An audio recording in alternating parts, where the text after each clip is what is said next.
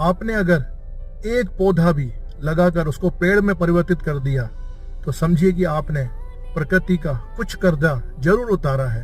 प्रकृति खुश होगी, प्रसन्न होगी, क्योंकि अगर हम एक एक पौधा लगा के उसको पेड़ में जब तक वो परिवर्तित नहीं होता है उसका ध्यान रखते हैं, पालन पोषण करते हैं, तो धरती माता खुश होती है, प्रसन्न होगी और हरी भरी रहेगी और वो हमारे ही काम आएगा।